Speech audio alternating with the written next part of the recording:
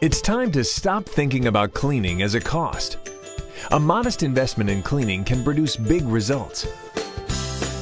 Let's face it, sick employees cost businesses money. But cleaning can reduce that risk. The average worker is sick 7.7 days a year. That costs businesses $225.8 billion. Consider the effect of unplanned absences.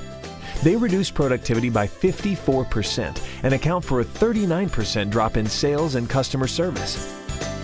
But in a clean facility, occupants reduce their chances of catching a cold or the flu by as much as 80%, and absenteeism drops by as much as 46%.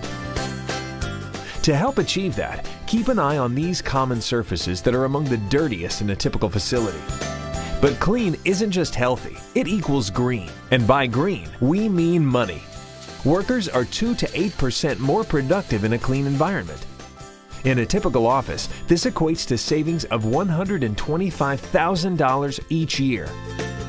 Employees don't just benefit when their staff is healthy, customers prefer cleanliness too. In fact, cleanliness is the most important customer satisfaction metric among quick-serve restaurant patrons. Retail customers value cleanliness in stores over all other environmental attributes. 60% of shoppers would buy more in a clean store. And don't forget the restrooms. 94% of people would avoid a business if they encountered dirty restrooms. The bottom line is that clean facilities are not just a cost, they generate revenue. And that's the value of clean.